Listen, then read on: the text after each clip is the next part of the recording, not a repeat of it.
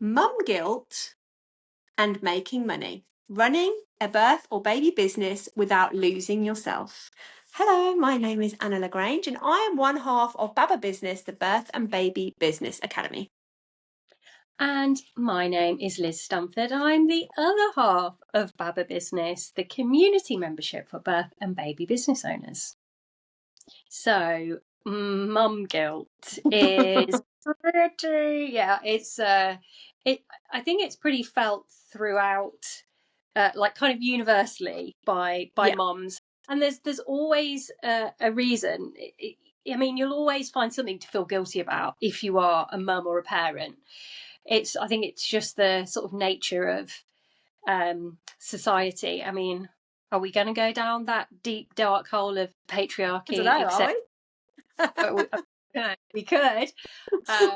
That's what people want to get out of the podcast. But yeah, there's so many reasons why we feel this sense of mom guilt and this kind of desire to create some kind of balance, isn't there, between of course, yeah, creating that success and the impact that we desire as birth and baby business owners, and then of course being that, present, ever loving, always there mum parent figure. It's like, it's hard, isn't it? It's this, we want to be perfect, we want to have that like perfect balance, and sometimes we've got to really just stop like putting that pressure on ourselves, because you're going to have this equilibrium like constantly.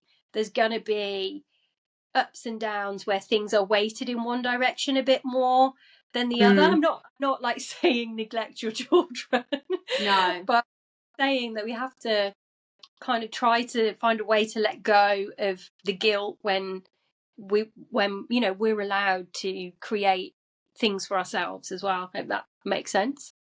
Yeah, I think we know, and we talk about it all the time, if you want to have a successful business, you've got to prioritize your business. Like, there's no, doesn't it sound wonderful to work like 2 hours a week or something and have a thriving business? Yeah, not possible. Not at our stage of business, not at your stage of business. Maybe for some people, when they're, I don't know, whatever they're doing. They have massive teams doing it all for them. Anyway, so look, I think we all know, well, for many of us, the reason we went into this was to have more balance in our lives. I definitely felt and experienced a lot more mum guilt when I was working full time. Well, I never worked full time. My kids and I were have been very lucky in that way. As in, not for somebody else anyway, but even my part-time sort of 9 to 5 jobs, if you like, 20 hours a week jobs, they definitely meant I missed a lot more with my kids than this, which I can work around my kids. So that already makes me feel a lot better. I was actually reflecting on that with my 16-year-old last night and saying, you know what, I think you guys are really lucky because you actually had me around a lot when you were little. And I hardly know anyone now with young kids where both parents, especially here in South Africa, both parents work full time. It is very, very rare for me to meet someone who works part time. People just can't afford it. So, I do say to them, especially if they're like a little bit miserable about, I don't know, I'm not doing exactly what I want. Like, they have to wait for me to pick them up or something, because I've got a work meeting or recording a podcast or whatever it is. And I just like have to give them that little reminder. You don't know how lucky you were to have me around so much when you were little, and that I can be flexible. So that's one side of it. And I think it's important as well for our kids to know that is life. Life is that we have to work. Hopefully we can inspire them to do something that they love. But they need to see us working, and they need to see us prioritizing work, not of course to a point of neglect, but to a point of they can see, because I think that's a lot of the issues with generation now is we both got teenagers, so we know like they don't all seem to have this same work ethic that we have. Perhaps we've spoiled them a little bit, so I'm really generalizing here, but I want my kids to see that I'm working and that works and that's important to me. And for the really important things I try and make myself available, but sometimes I haven't. Sometimes I've missed a sports day and I've had to ask my mum or my dad, or when we didn't have parents living nearby, I would say to a friend who I knew was in the same house or whatever as my kids, can you take some videos and tell them that you're there for them as well? That sort of thing. It's definitely happened. And it just is what it is. You have to just you're going to have sometimes that guilty feeling. But I think it's also how you communicate it with them and how you let them know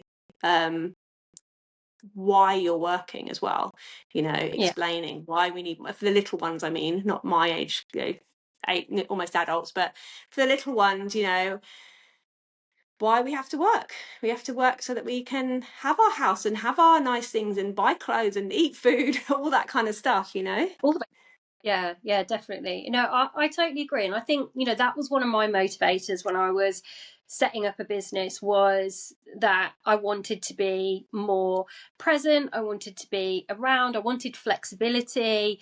I didn't want to be beholden to a boss, etc. So like you, my kids have definitely had me, at their sort of beck and call, if you like, throughout their school years. And now one's in university and one's coming to the end of like school and going on to college next year. So it's just the little one. But even yesterday, little one, like he's 10, not that little, but yesterday he came home and from school, and it was like 4 o'clock, and I was starting to wind down, but to be honest with you, I was working till 8 o'clock really last night, because I had a membership call to do, but then I also had other bits and bobs to do.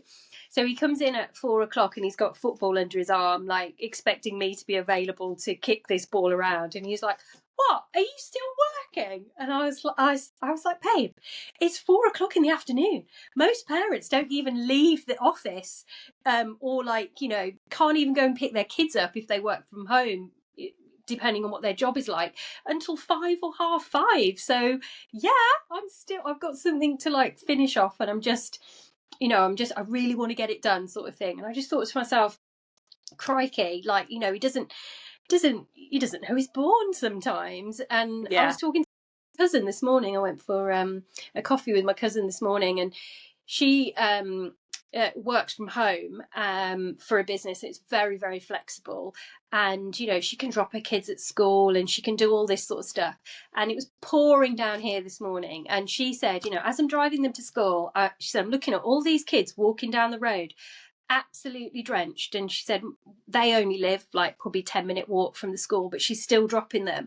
She said, goodness me, these kids are well looked after, and she gets the same from her kids. If she's doing something in the evenings, like, "Mum, what are you doing that for?"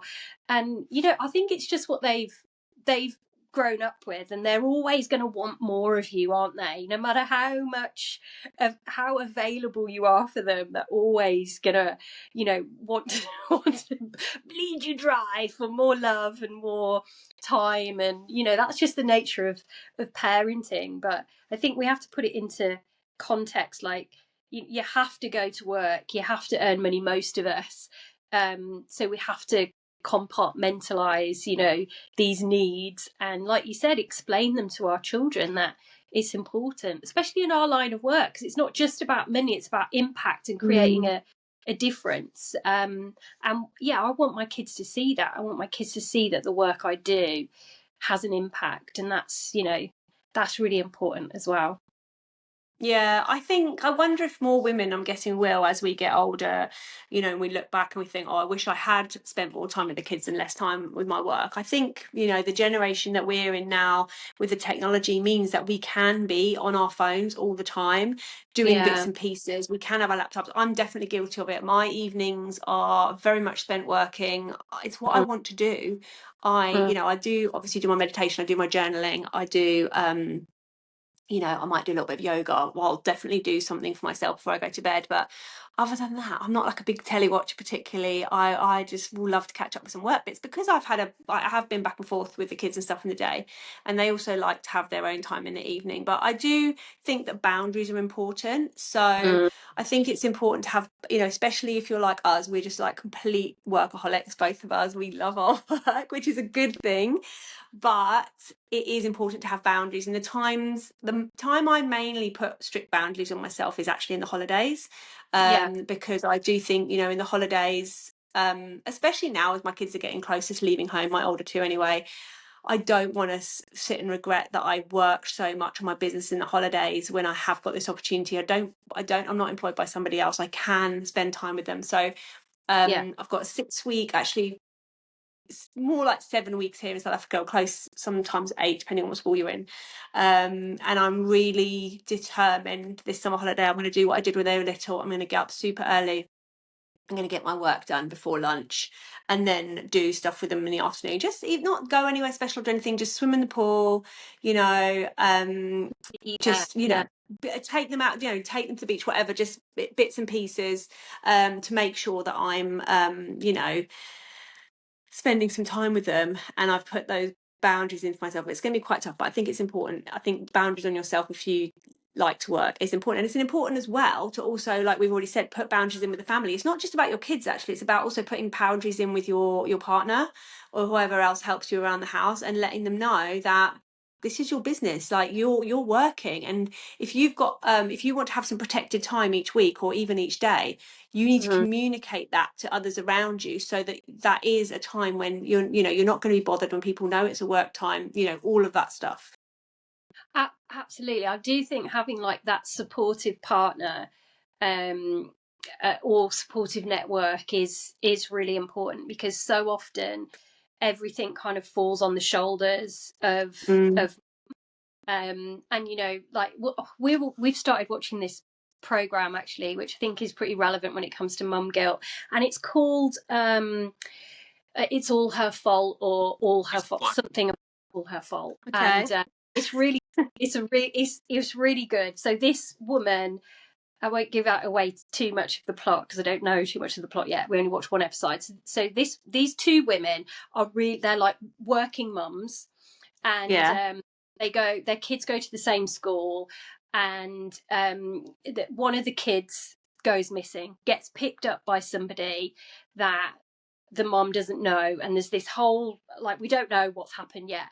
But why I'm mentioning it is because these two women early on in the episode were talking about how like busy they are, and you could feel like the weight of parenting and working, and that their partners, although like really loving dads and really loving partners, did not carry the same amount of emotional or practical load that they had when it comes to parenting. And there was this one scene where one of the women was working late, and she had gone to a meeting in a bar with, she was pitching something, and so the dad had picked up her child, who's the child that hasn't gone missing, and the dad was like texting her during this meeting that she was in. And so me and my husband were watching it. My husband's getting so annoyed at the dad, because the dad was where's his water bottle? Oh, he's really upset, he's crying for you. And my husband was like going, oh my God, how pathetic, just deal with it, what is wrong with this guy? And I was like, that's why I'm married to you. Yeah, definitely. These two women, I was just thinking, oh my God, this is so of so many women that their partners rely on them so much for the decisions about the children, that load is so heavy. So I think that's really important, like just like what you said, is to just really have those honest, open discussions about how you're feeling and how you need time to work on your business, how it's important. I think it is really, really vital to get that buy-in. Yeah, and if you don't have it in a partner, you're gonna have to pay for childcare or do something. I mean, certainly when my boys were young, I wouldn't have been able probably to open a business without having the childcare that I had for my, it wasn't a 9 to 5 job, but let's call it a 9 to 5 job just for ease. He was gone like 5:30 a.m. till 8 a.m. at night, and then probably like out, doing work drinks at least twice a week, sometimes more, because he was doing a lot of procurement and smoozing kind of stuff. That was just his role back then. So I really was on my own with the kids, and then I had my childminder, and then beyond, I didn't have any family living nearby. So beyond that, it was like friends and stuff. So I think I would have struggled. But one thing I did have a really close group of friends with kids also similar, like lots of close kids close together. Like I had my boys 20 months apart, and we used to do swaps and stuff. Like if one of us had a doctor's appointment, we would like help each other out and stuff. And so if that's you, because there are people who are quite isolated in their relationship, like as far as childcare is concerned, and also perhaps his extended family as well. And I just like, not everybody is lucky enough to have the supportive husband that we have. I now have a husband who does have flexibility. He's gone to do a school run now so that we can do the podcast, because I caught him watching something on YouTube and I said, I don't think you're very busy today, are you? Could you maybe pick up the kids today, even though it's my turn? So that was quite funny. But that's where we are at now. But we weren't like that, weren't there. So it's different for everyone, isn't it? And I think it's about looking at your situation and thinking, okay, what is going to work for us, having the conversations, putting in the boundaries, and but I think the most important thing that you've mentioned right at the beginning is just drop the mum guilt. It's just, we're all trying our best. As long as and the last thing I wanted to mention actually is, we've talked about the balance between kids and work, but actually it says also in the title, don't lose yourself. You've got to put in some time for yourself as well. It's really, really important. So make sure you make time for that. That's important for your relationships with your kids, your partner, and also for your business, because if you're just doing all the time, you're not going to be in that creative brain space, which is so important for entrepreneurs. I agree. And one of the easiest ways to do that, actually, we can help you with it, is that we have got a free WhatsApp group, which is called the 10-Minute Mindset Mastery Hub. And we are helping all our members, any birth and baby business owners who want to join us, to just take 10 minutes out of your day to build healthy habits that are going to support your development and growth as a business owner, but just as a person in general. And we have a theme every month and we focus on it. And it's not meant to be overwhelming or consuming. It's literally giving, you taking 10 minutes a day, and we are there to support you and guide you and, share and celebrate. So if you need some support with that, then do join us. We've got, we'll put the link in the show notes, and we would love to see you there.